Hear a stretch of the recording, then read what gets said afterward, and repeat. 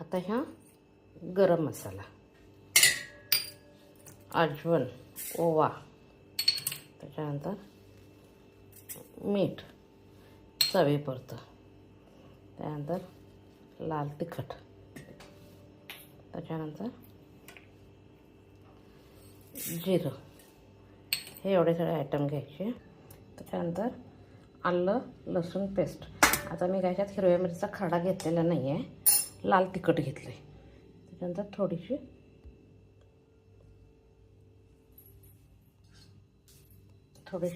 हळद. तर लाल तिखट घेतलं त्यामुळे हिरव्या मिरचीचा खरडा काय घेणार नाही, पाहिजे तर साईडला नंतर खायला घेता येतो. आता ही शेपूची भाजी स्वच्छ धुवून घेतली, धुवून बारीक चिरून घेतली. 1-2 वेळा धुतली की चांगलं होतं, बरं पडतं.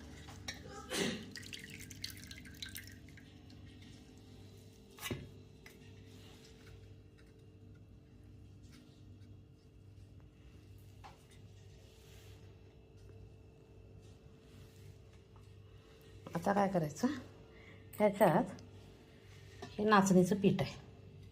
नाचणी आरोग्याला अतिशय चांगली. 1-2 वाटी पीठ घेते मी. आठवड्यातनं कमीत कमी 1-2दा तरी नाचणीचे पदार्थ करून खावेत. आता पाऊस चालू झाला, आता आंबील करून खाणं शक्य नाही, म्हणून हे चालू करायचं असतं. थालीपीठ, डोसा नाचणीचा, कमीत कमी तेलात जे काय करता येईल आपल्याला ते करायचं. सुरुवातीला भाजीत ओलापणा जास्ती असतो, त्यामुळे सगळं असं वाळच हे करून घ्यायचं,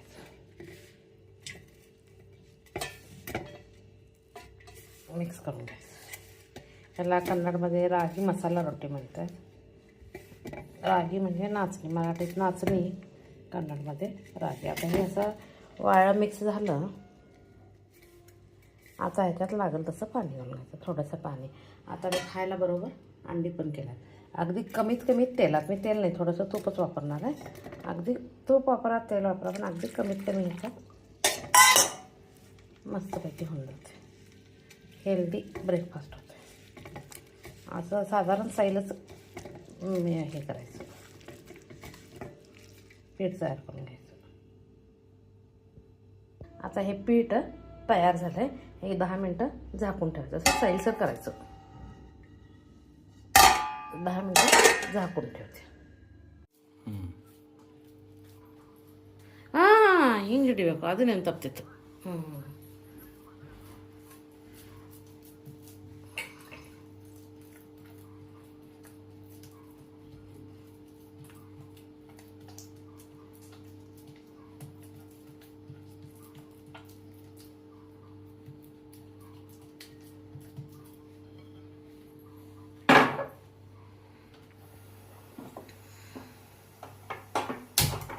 नाचणीचं पीठ कोरडं जास्ती असते म्हणून थोडंसं पाणी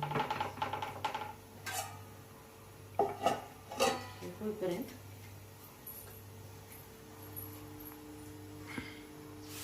आता त्याचं एक होईपर्यंत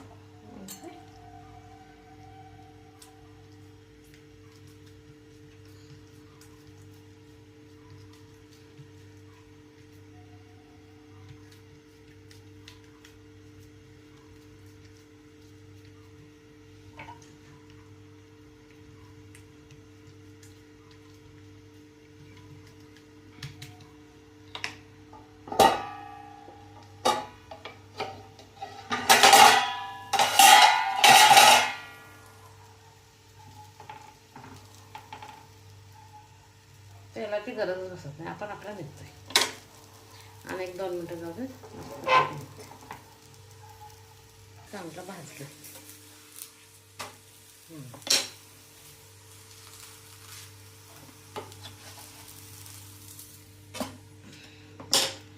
आता ना तवा गरम झाला आहे, नाही त्यावेळी गार होता, डायरेक्ट तवा केला. आता तवा गरम एक त्याच्यामध्ये गेलं की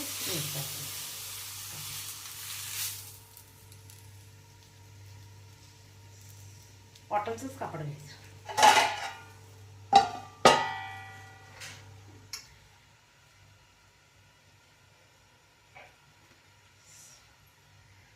दही आणि तोंडी लावायला म्हणून मसाला भेंडी केला. माझी रेसिपी आवडत असेल तर लाईक शेअर करा. ही भेंडी आहे की नाही, ही भेंडी मी मसाला भेंडी करणार आहे, कारण कोवळी भेंडी आहे. मध्ये चिरून भरून घ्यायचं आहे. त्याच्यासाठी शेंगदाणे भाजायला ठेवले. शेंगदाणे छान गरम होते तर मी बारीक कांदा चिरून घेते. शेंगदाणे गरम करून कूट करून घेणार. आता हा कांदा एक बारीक चिरून घेतला आहे. गरम मसाला, मीठ, शेंगदाण्याचं कूट, लाल तिखट आणि हळद. माझ्याकडं कोथिंबीर नाही आहे, कोथिंबीर असते तर कोथिंबीर पण घ्यायची. हे सगळं. आणि हे भेंडी मी मोठी भेंडी असेल तर त्याचे 2 काप केलेत. ही भेंडी भरण्यासाठी अशी बारीक चिरून घेतली गेली सेंटरला.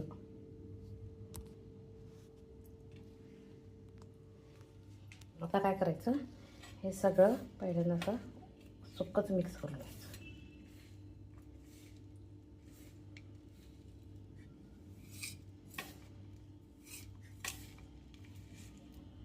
त्याच्यानंतर ह्याच्यात सेंटरला थोडंसं आळं करायचं. तेल जास्त वापरायचं नाही स्वयंपाकाला. कधी पण तेल घालता त्याच्यात घालायची काही गरज नसते. त्याच्यानंतर स्लोली असं मिक्स करून घ्यायचं. कारण तेल जेवढं जास्ती खाईल तेवढं आपल्या आरोग्याला चांगलं नाही.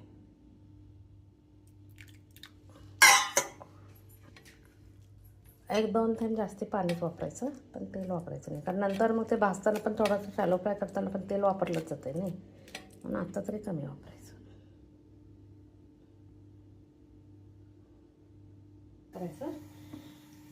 आणि थोडा मसाला भरून गॅस चालू केला आहे.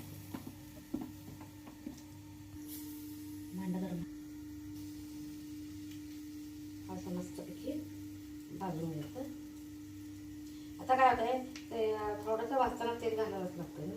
विनाकारण पोटात जास्त तेल जाऊ नये म्हणून खाली काही लावायचं नाही. मसाला घालायची, पाणीच करायचं. एकदा तेल घालून करतात पण जास्त तेलकट आरोग्यासाठी हानिकारक आहे. आता सगळं एका साईडला घालत आहे.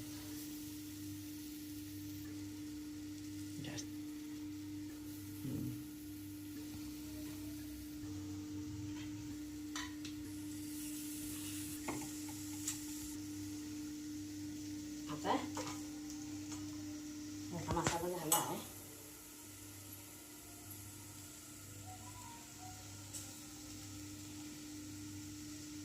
थोडासा मसाला आहे ते शेवटचा काय त्याला मसाला घालून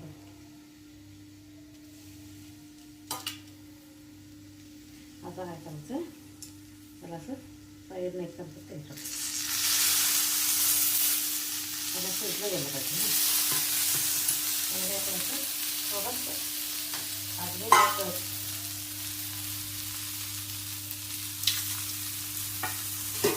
आणि 2 मिनटं झाकून.